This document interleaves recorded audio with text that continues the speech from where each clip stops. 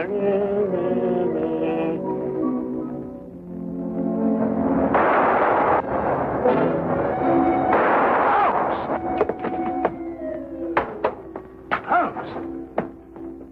are you doing? Well, I hope I didn't alarm you, old chap. I'm just taking gun prints. This is the end. This time you've gone too far, Holmes. You can't turn this place into a shooting gallery. Gun prints. Have you ever seen a gun print? I've never even heard of a gun print. You'll kill somebody one of these days, Holmes. Parliament ought to pass a law against people like you. Well, of course, gun print's just the name I've given it. Actually, it's the marks on the bullet left by the rifling in the gun barrel. Ah! Yeah, would you like to look at these two bullets under the magnifying glass? You'll observe that they have different markings because they were fired by different guns. I'm not interested, not in the least interested. The police will be here in a minute. But you should be interested, Watson. You're interested in saving lives, aren't you? Of course, but... Well, look, this very little experiment may very well save a life someday. How can firing bullets Now, from listen, here wait into a minute. Take the case of a man who is accused of murder. I'd rather not. The prosecution claimed that the bullets were fired from his gun. They probably were. The man was guilty. I can see it all. Yes, but if it can be proved that it was impossible by the markings, then an innocent man's life could be saved. That's all very well and good, Holmes, but this flat is not the place to conduct these sort of experiments. How would you like it if I started to practice my surgery in the bathtub or on the kitchen table? Could you manage it in the bathtub, do you think? No, I give up. And now, if you're not keeping this appalling smell for experimental purposes, I will, with your permission, open the door. Holmes, I told you. I knew you'd gone too far. Now you have shot somebody. Well, if I have, I shall have to certainly correct those guns for drift. That's fantastic. He seems to have some breath in him still. No fault of yours if he has. Now, help me with him before somebody sees him. Really, firing off revolvers, brewing poison, frightening people. It's more than a man can stand, Holmes. Really, more than a man can stand. Am I wounded badly, please? I'm a poor man. I can't afford a hospital. No. You'll be all right in a minute. You've just fainted from something. Something, you say? Didn't you hear what happened? I was outside, about to knock at your door, when suddenly I was attacked. Someone turned a revolver loose on me, bullets flying everywhere. I tried to fight back bravely, but there were too many of them, 6 or 7 at least, all firing guns. I'll get you a glass of brandy. Oh, thank you. You'd better call the police. They may try it again, whoever they are. Maniacs and foreigners, I'll be bound. No. You're quite safe now. Those shots came from my revolver and were fired into that wadding over there. You mean you were the one who... Yes, I was just carrying out a little experiment. I must apologize for any shock I may have given you. And no one is after me? And not to my knowledge, Mr. Wilson. Here, will you drink this, huh? Oh, thank you.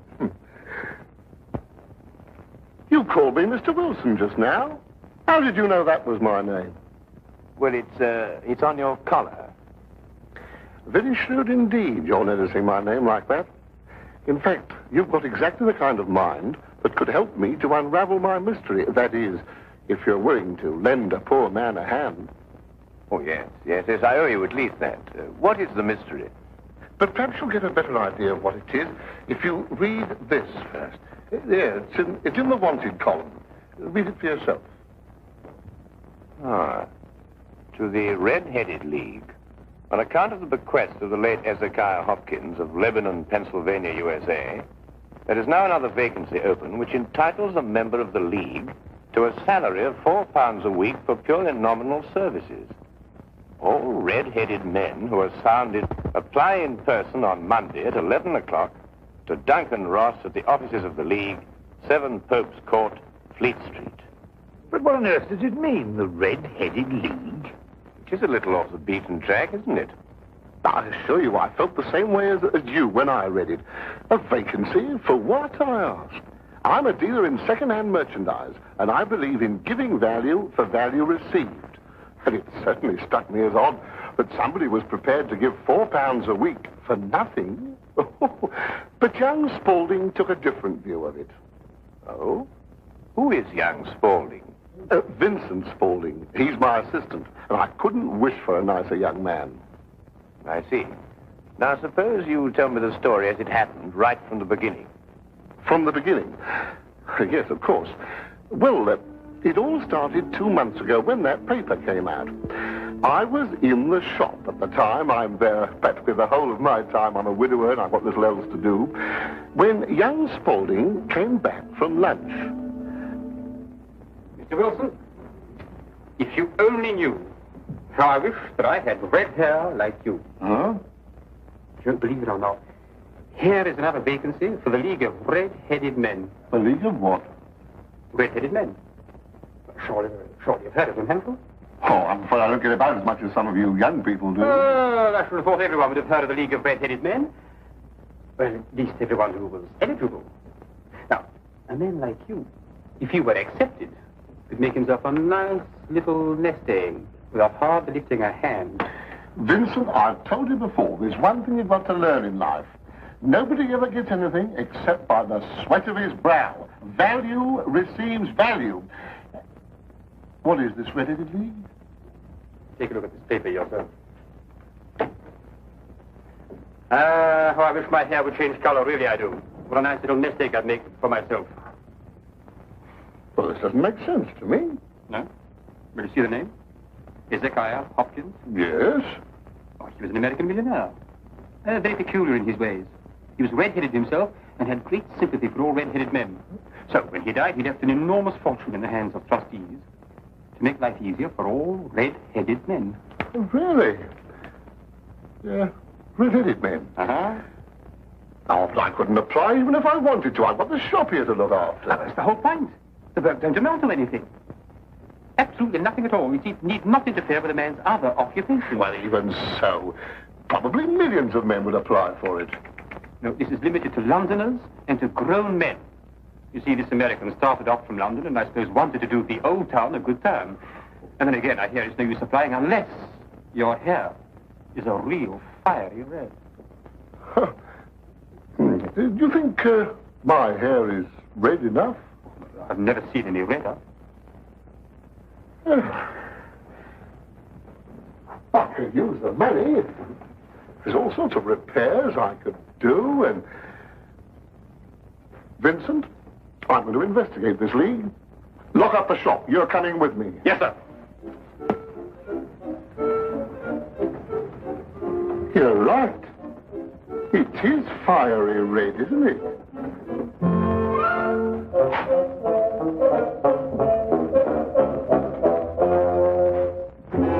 Just let me handle everything. All right. Stand back, everybody. This is Mr. Hopkins' son. Go on, step back, or he'll see that you don't get interviewed at all. Mr. Hopkins.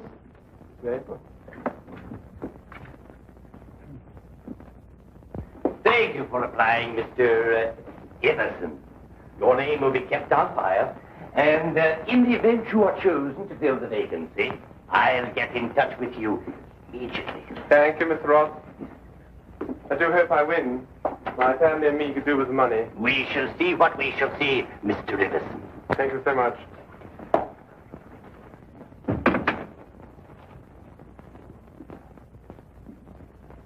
Are you the next applicant? Yes, this is Mr. J.B.S. Wilson. Your search is over. He's willing to fill the vacancy. Will you sit down, Mr. Wilson?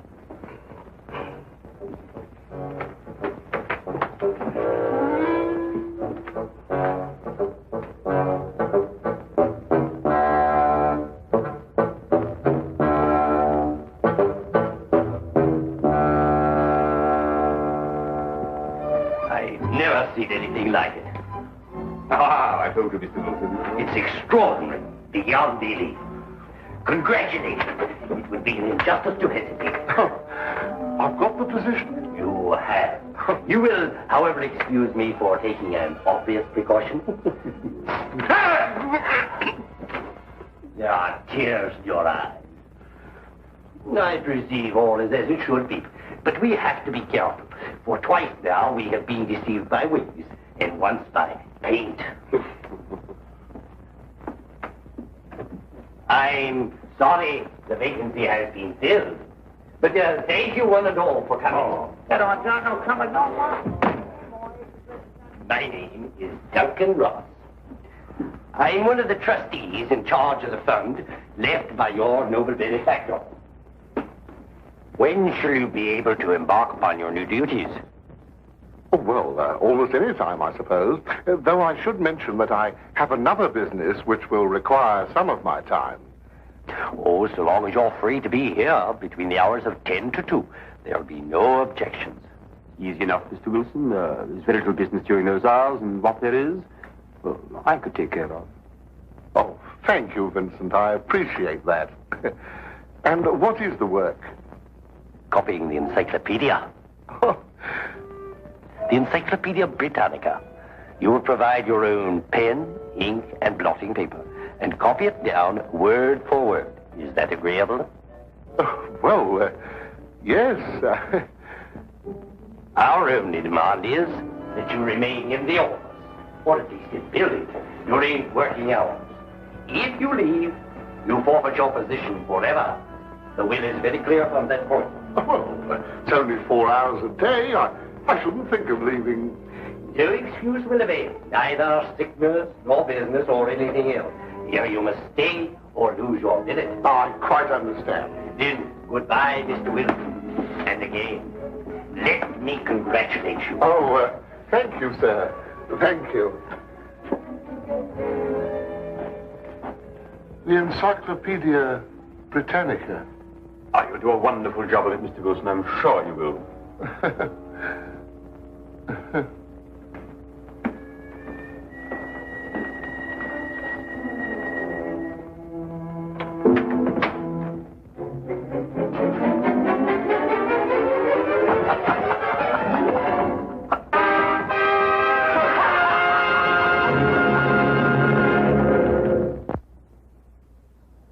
Now, we return to the Red-Headed League.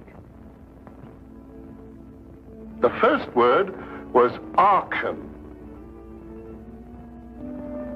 At the end of 8 weeks, I'd finished the A's and begun the B's. For this, Mr. Ross rewarded me every Saturday with 4 golden sovereigns. Yesterday morning, however, I got a staggering blow indeed.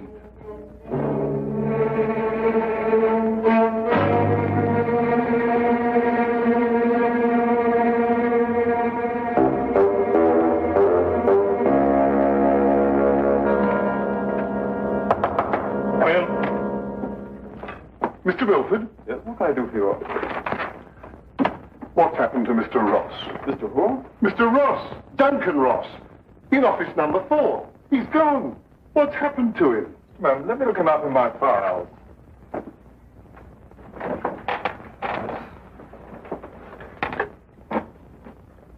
Are you a customer of this, Mr. Ross? I work for him. That is, I did up until this morning.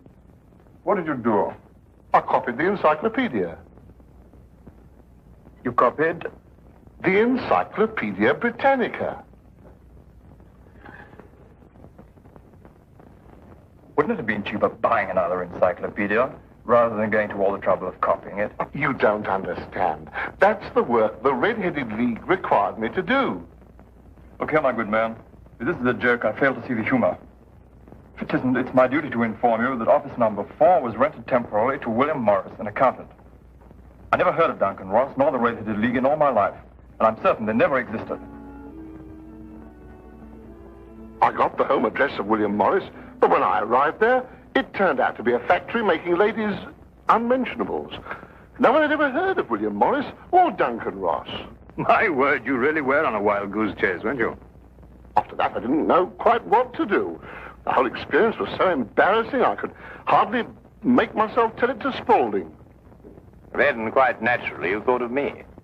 Oh, as I said before, I'm not a rich man. If I don't locate the League or find out what happened to them, I stand to lose £4 a week. You don't stand to lose anything, Mr. Wilson.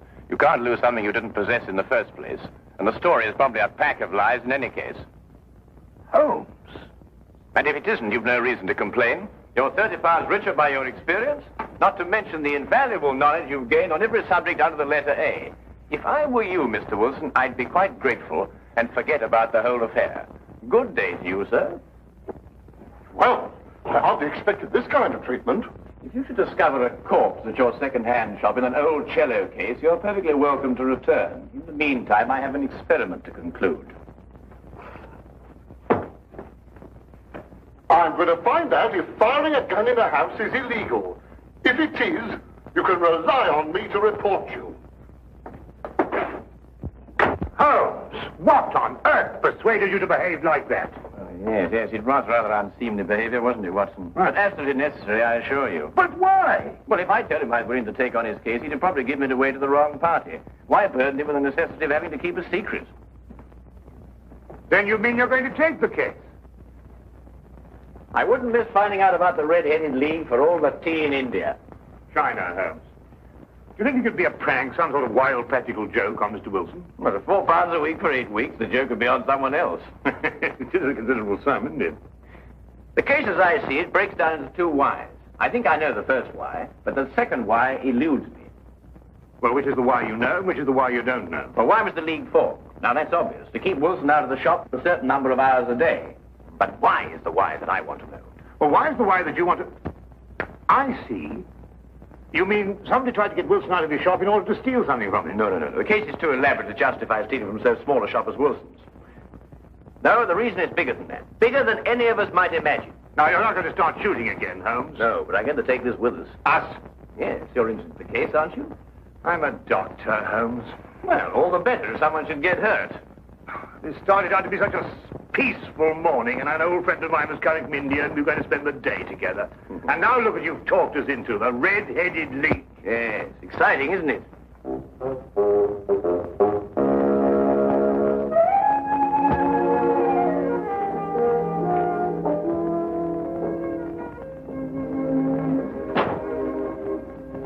Seems to be nobody here. I wonder where it could be. I'll be right with you, gentlemen.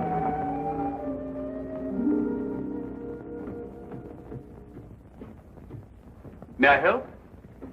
I'm sorry, I was occupied in the cellar. I hope I haven't kept you waiting. Not at all. My friend here is interested in making a purchase. Mm-hmm. Anything in particular? Anything, well, you never know what you might, oh, what's that? That? Yeah. That is the, yes, this is fascinating. This is the essential part of the structure of a wild boar trap. No, really? Yes. By Jove, a wild boar trap, eh? How very interesting. Now, and a very fine specimen as wild boar traps go. Yes, oh, yes. yes, a very fine.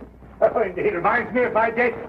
There we were, all lined out in a row, as far as the eye could see. Yes. Down the hill came the enemy, and the Battle of Royal Burnett was on. Yes, if you excuse me. There we were, outnumbered 112 to 1. That was the count after the battle, as you understand. Charge, they shouted, as down the hill they came, the hordes of heathen, at 112 to 1. And from that moment I became a collector, and I've been a collector ever since. You understand that, of course? Oh, yes, that is a quite perfectly natural reaction. It's 1 o'clock. It's 1 o'clock. What? Yes, 1 o'clock. Our engagement with the Colonel. You remember? The one who led you in the charge. Oh, of course, yes. Well, I hope you'll keep that for me, will you? Well, there's been a fearful run on wild boar traps lately, but I'll do my best. Thank you, thank you. Thanks so much. Good afternoon. Well, what did you discover? The knees of Spaulding's trousers show considerable wear. What does that mean? That's a great deal. Let me have your stick for a minute. What are you doing? No time to explain now, but a considerable crime is in contemplation. And since today is Saturday, we may have some difficulty in preventing it. What kind of a crime? A bank robbery. What? Shh. Meet me at the side entrance of the Westminster County Bank at 10 o'clock sharp. Yes, is that the bank that's going to be... Yes. At 10 o'clock sharp, remember?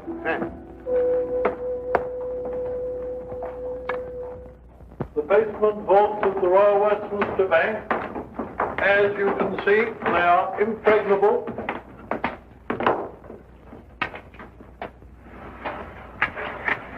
Why are you so sure that the bank's going to be robbed, Holmes? Because the knees of a man's trousers were badly worn.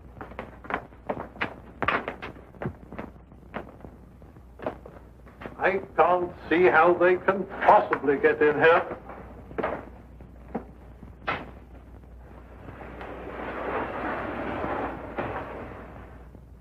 Is that the gold? Yes. We had occasion some months ago to strengthen our reserves, and so we borrowed 30,000 Napoleons from the Bank of France. Word must have leaked out, if Mr. Holmes' deductions are correct. Gentlemen, we must prepare ourselves. As soon as Mr. Wilson goes to sleep, they will make attempts to get in. Who are they?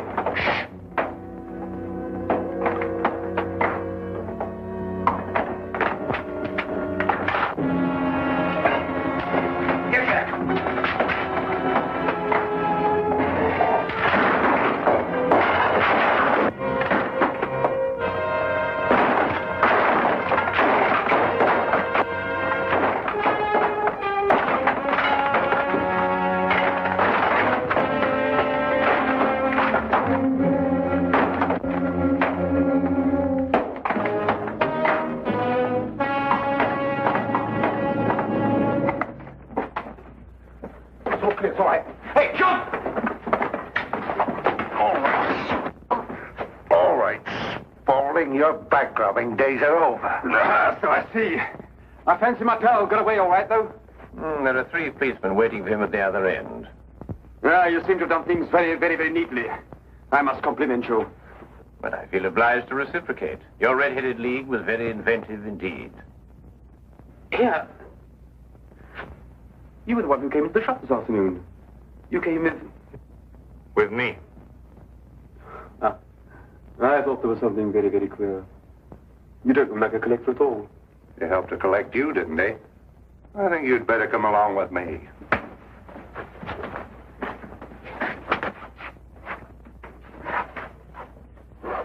I don't know how the bank can repay you, Mr. Holmes. I've been more than amply repaid, Mr. Merriweather, by having one of the most unique experiences of my career.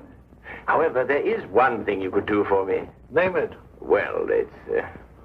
Anything, Mr. Holmes? I'm a regular depositor at your bank, Mr. Merriweather, and I should be eternally grateful if you could do something about your pens. I've yet to find one of them that works. Come along, Watson.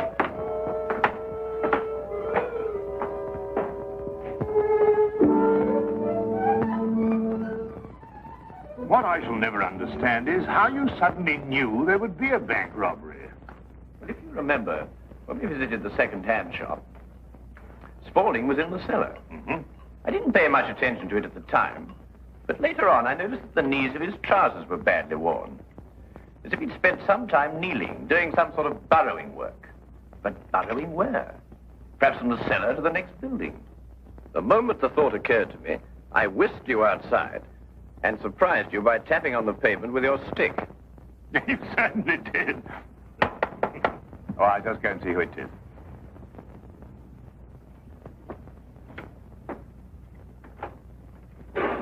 Hello, come on in, Inspector. Good evening, Dr. Watson.